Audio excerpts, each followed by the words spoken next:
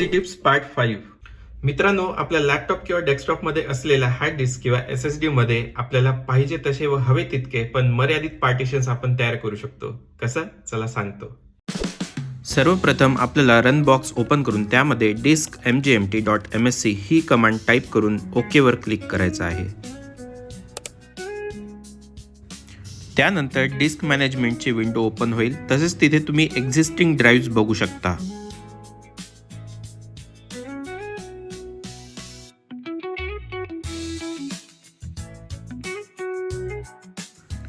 त्यानंतर जी drive separate करायची आहे त्या ड्राईव्हवर राईट क्लिक करून श्रिंक व्हॉल्यूम हे ऑप्शन सिलेक्ट करायचे आहे. ओपन झालेल्या विंडोमध्ये आपण सिलेक्ट केलेल्या ड्राईव्हचे डिटेल्स बघू शकता व तसेच enter the amount of space to श्रिंकमध्ये तुम्हाला हवी तेवढी ड्राईव्ह स्पेसची अमाऊंट सेट करून श्रिंकवर क्लिक करायचे आहे.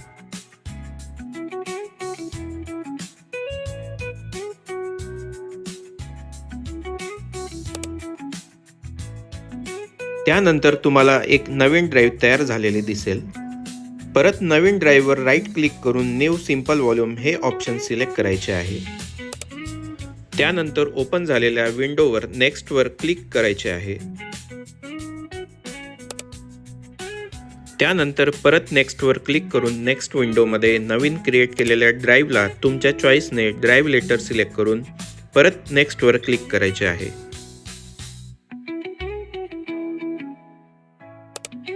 त्यानंतर तुम्ही नवीन ड्राईव्हची फाईल सिस्टम सिलेक्ट करू शकता, जसे की NTFS किंवा exFAT व तसेच ड्राईव्हला नावसुद्धा देऊ शकता. त्यानंतर परत नेक्स्टवर क्लिक करून फिनिशवर क्लिक करायचे आहे.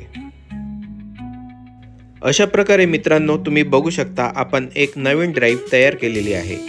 तर मित्रांनो, अशा प्रकारे तुम्ही लॅपटॉप किंवा डेस्कटॉपमध्ये असलेला हार्ड डिस्क किंवा SSD ची स्टोरेज स्पेस मॅनेज करू शकता. अशाच प्रकारे आपण एक्झिस्टिंग ड्राईव्ह सुद्धा डिलीट करू शकतो. त्याचा सेकंड पार्ट मी लवकरच तुमच्यासाठी घेऊन येणार आहे. पण त्याआधी आजची रील ही तुम्हाला कशी वाटली, सेकंड पार्ट साठी पार्ट 2 ही कमेंट लिहायला खाली कमेंट बॉक्स मध्ये लिहायला विसरू नका. अशाच टिप्स अँड ट्रिक्स साठी लाईक करा, फॉलो करा, शेअर करा.